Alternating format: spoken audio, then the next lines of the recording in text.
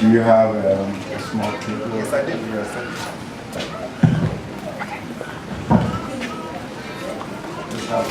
Chair? A chair? Oh, no, just a small table. Can you roll it? Is this okay? Yes, that's excellent.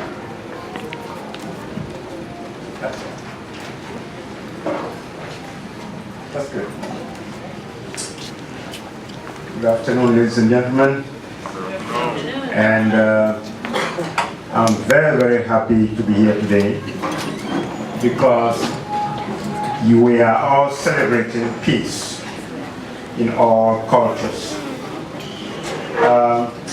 Is the amount of melanin in our skin that makes us dark, that makes us light-skinned, that makes us brown, and so on and so forth. Secondly, the melanin, the melanocytes that are in our cells that will have to adapt to the climatic condition of where we are born. So if you are born where there is sunlight throughout the year, the melanocytes will have to adapt to the UV rays in that area so that your skin does not burn. So as a result, you become dark, you become a little bit brown.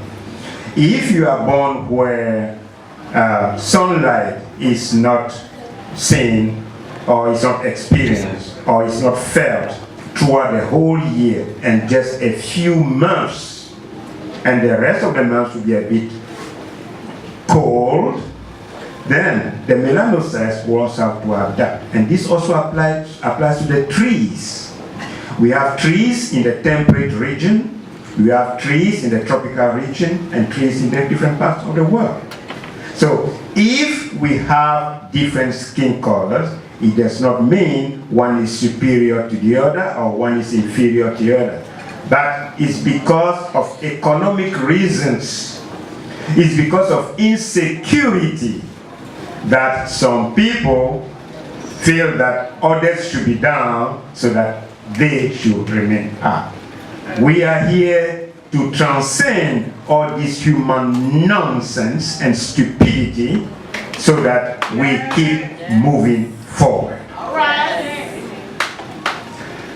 What I did in order to even the playing field for all of mankind was I spent 14 years in different chromatographic laboratories in order to deconstruct the foods that people eat.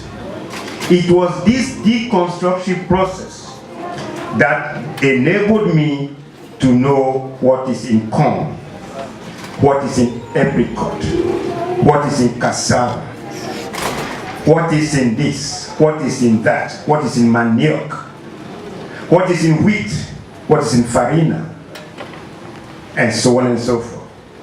The Department of Agriculture, the US Department of Agriculture, gave us authorization to import foods from Thailand, food from different countries, and we tested them.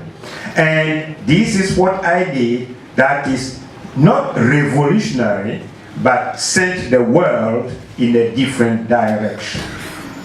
I was able to pinpoint the natural chemicals in the foods that make a person predisposed to high blood pressure, to diabetes, to cancer, to different diseases.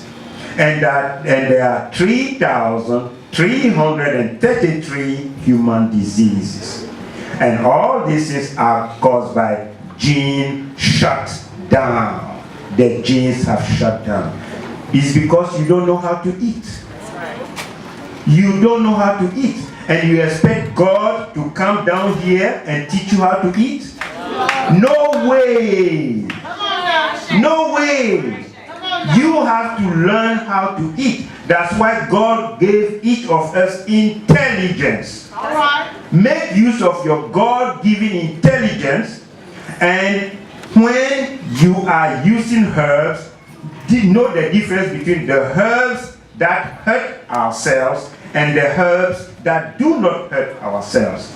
Know the difference between the foods that will hurt yourselves and the foods that will not hurt yourselves. Once you have been able to establish this difference, what will you do? The foods that don't hurt yourselves, you can eat these foods 4 times a week, 5 times a week. The foods that hurt yourselves, you can eat them once every 2 months or once every 3 months. This allows your liver to produce the enzymes to break down and liquefy all the toxic chemicals in this. Now you look at milk. Milk, you say, okay, it's milk. It's good to drink milk. Fine. Originally, milk is not white. Milk is bleached. When you get unpasteurized milk from the farm, that is good. But there will be bacteria in this milk if you don't drink it quickly. This is why the people from the Maasai region in Kenya, East Africa, they drink milk and they have a small window of time to drink this milk. After that, bacteria will infect that milk. If you drink it, you will be very, very ill. That's why there is pasteurization. Now we have organic foods. Fine. These organic foods are the foods that do not have man-made chemicals in them. But even though they are organic, they still have the natural chemicals in them. So you have to know the foods that have the natural chemicals that will hurt yourselves and the foods that will not hurt yourself. After all these 14 years, I have come up with very simple books on the 45 foods that are good for the human race. And that is what I'm using now to steer people away from the dangerous foods so that they stop hurting themselves. If you have diabetes, I will not advise you to drink fruit and to drink fruit juice. I will not advise you to eat any fruits at all, because the fructose in the fruits are 2 times stronger than ordinary table sugar. I will not advise it.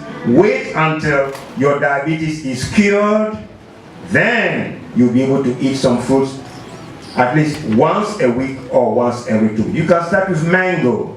You can start with papaya. One fruit I will never advise you to eat is apple. Apple is a devil fruit. I will never advise you to eat apple or drink apple juice. If you do, and you suffer from hyperactive attention deficit disorder, if you suffer from ADD, if you suffer from hyperactivity, if you suffer from short attention span, please stay away from apple juice. Don't ask me why. I've already told you why. There is formic acid in apple juice and in apples. What does formic acid do? It denatures our enzymes. We need enzymes to produce every brain essential and every body essential. If you are irritable, you wake up in the morning, nobody has talked to you yet, but you are irritable, you are moody, something is wrong. Yes. What is wrong is you have denatured the enzymes that keeps you calm, cool. You have destroyed your serotonin, and now you don't have serotonin anymore. That is why you are moody. You feel like slapping somebody. Somebody asks you a question, then you snap at the person, and so on and so forth. You are not supposed to be like this. You are supposed to be a decent human being who respects other human beings. But because you have stopped producing serotonin, you are no longer like a human being anymore. You are becoming like a wild animal among human beings. So what we have to do is go to the laboratory. For those, especially I had a few scientists who said, oh well, apples are good because an apple a day keeps the doctor away. Oh yeah, an apple a day keeps the doctor away. Eat your apple and you see how rude you'll be. You will see how restless you'll be in class. You see how you'll be very forgetful in class. And you see that you'll not be able to take an exam at all.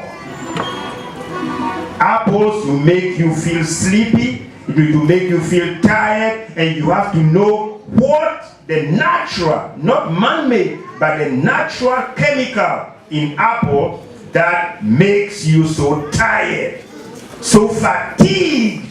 What is in apple? Well, they did not tell you this because they have to sell a bunch of apples. They have to sell apple juice. And they are in business to make money. They don't care about your health. So what we are doing is, we are using science to guide you scientifically so that you stop making these mistakes. We need our children to take care of us when we are older and weaker, and they need their children also to take care of them when they are older and weaker. How will you feel when the child who is supposed to take care of you when you are older and weaker, you are now taking care of him or her? How will you feel?